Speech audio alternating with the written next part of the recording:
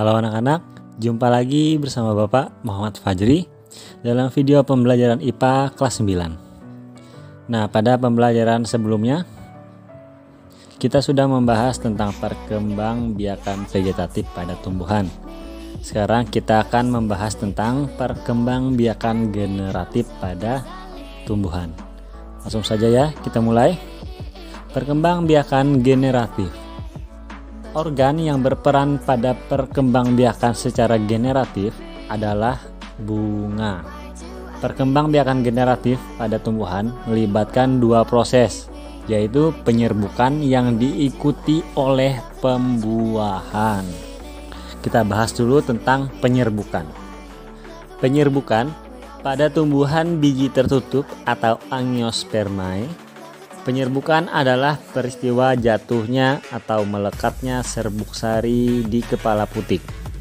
Pada tumbuhan Gymnospermae, penyerbukan adalah melekatnya serbuk sari langsung pada bakal biji. Jadi bedanya Angiospermae dan Gymnospermae adalah untuk Angiosperma adalah penyerbukannya adalah peristiwa jatuh serbuk sari di kepala putik. Sedangkan untuk Gymnosperma itu penyerbukannya adalah melekatnya serbuk sari langsung pada bakal biji. Nah, berdasarkan faktor penyebab sampainya serbuk sari di kepala putik, penyerbukan dapat dibedakan menjadi 4, yaitu yang pertama kita bahas anemogami. Anemogami adalah penyerbukan pada bunga yang terjadi karena adanya bantuan angin. Angin meniup serbuk sari sehingga terlepas dari tangkainya, sehingga ia dapat masuk ke dalam kepala putik.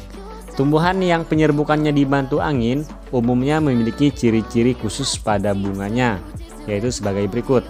Ciri yang pertama adalah bunga berukuran kecil. Yang kedua, tidak mempunyai mahkota bunga atau mahkota bunganya berukuran kecil, ya. Lanjut yang ketiga, mahkota bunga tidak berwarna menarik atau berwarna seperti daun.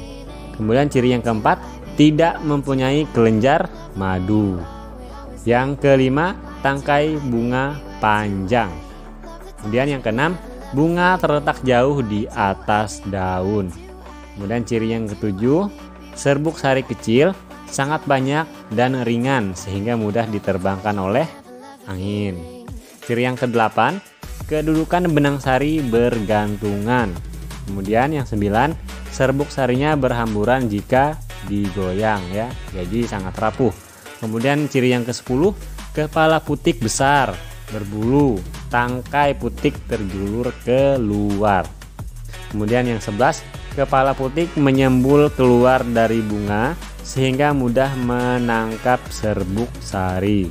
Nah, anemogami dapat terjadi pada rumput-rumputan, padi, dan juga jagung.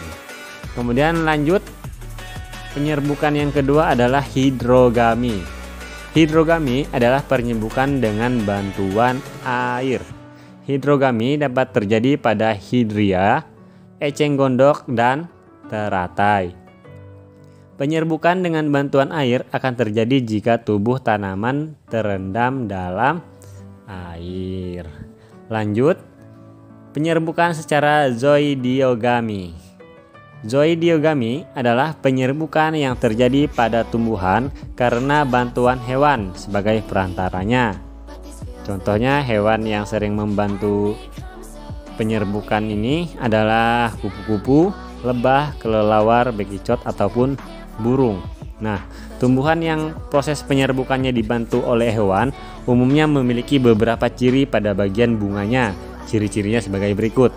Yang pertama, warna mahkota mencolok, ya, atau menarik, sehingga banyak binatang yang menempel. Kemudian yang kedua, mahkota bunganya besar. Ciri yang ketiga, memiliki bau yang khas atau harum, sehingga menarik untuk hewan-hewan atau serangga-serangga untuk menempel pada bunga tersebut. Yang keempat, cirinya adalah memiliki kelenjar madu atau nektar, sehingga membuat lebah lebih suka di bunga tersebut. Kemudian yang kelima, serbuk sari bersifat lengket atau mudah melekat. Zoidiogami dapat terjadi pada jambu, mangga, jeruk, dan juga pepaya. Nah, zoidiogami dibedakan berdasarkan jenis hewan yang membantu penyerbukannya. Yang pertama, entomogami. Ini penyerbukannya dengan bantuan serangga. Contohnya lalat, kumbang, dan juga lebah ya. Kemudian yang kedua, malakogami. Malakogami ini penyerbukan dengan bantuan siput atau bekicot. Dan juga kiroterogami ya, penyerbukannya dengan bantuan kelelawar. Kemudian penyerbukan dengan bantuan manusia atau antropogami, sampainya serbuk sari ke kepala putik dengan bantuan manusia. Hal ini terjadi karena tidak ada perantara yang membantu penyerbukan. Jadi mau tidak mau dibantu oleh tangan manusia.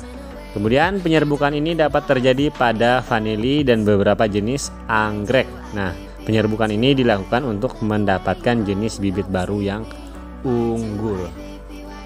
Lanjut, jenis penyerbukan yang keempat adalah antropogami tadi, atau penyerbukan dengan bantuan manusia.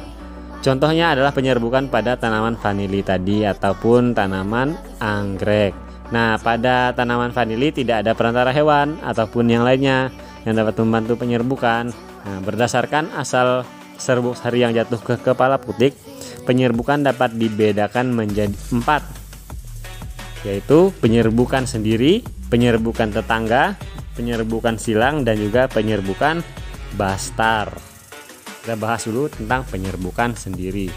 Nah, penyerbukan sendiri atau autogami adalah proses menempelnya serbuk sari dari suatu bunga pada kepala putik, atau penyerbukan yang terjadi jika serbuk sari dan putik berasal dari satu bunga itu sendiri. Ya, jadi di dalam satu tanaman bunga, di mahkota bunga atau di tubuh bunga itu, dia serbuk sari dan kepala putik ada di satu bunga itu sendiri ya. Jadi jatuhnya serbuk sari itu ke putik di dalam tanaman itu sendiri. Contohnya penyerbukan yang autogami ini terjadi pada bunga turi ataupun bunga telang.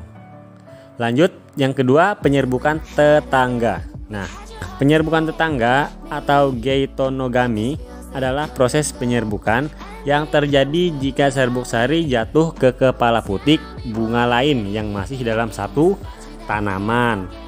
Contoh penyerbukan tetangga terjadi pada bunga jagung. Jadi bunga yang masih satu tanaman atau satu tangkai, di bunga yang bercabang itu akan jatuh ke bunga tetangga sebelahnya yang masih berada di satu tangkai ya. Itu disebut penyerbukan tetangga. Kemudian lanjut yang ketiga, penyerbukan silang. Penyerbukan silang atau alogami adalah proses penyerbukan yang terjadi jika serbuk sari jatuh ke kepala putik bunga tanaman lain, namun masih dalam satu jenis tanaman. Jadi batang tanaman ini berbeda satu dengan yang lainnya, tapi jenisnya tetap sama. Lanjut, yang keempat adalah penyerbukan bastar. Nah, penyerbukan bastar adalah proses penyerbukan yang terjadi jika serbuk sari jatuh ke kepala putik bunga lain yang sejenis namun memiliki perbedaan varietas atau varietasnya berbeda. Ya, jadi penyerbukannya beda tanaman tapi masih satu jenis. Misalkan varietas bunga mawar merah, serbuk sarinya jatuh ke varietas bunga mawar putih. Nah, seperti itu contohnya. Oke, sampai sini dulu video pembelajaran kali ini. Apabila ada yang kurang paham, silahkan ditanyakan langsung ke Bapak. Untuk tugas-tugas seperti biasa selalu disisipkan di akhir video, silahkan dikerjakan. Bapak akhiri sampai di sini. Tetap jaga kesehatan diri dan keluarga. Selalu semangat belajar di rumah dan sampai jumpa.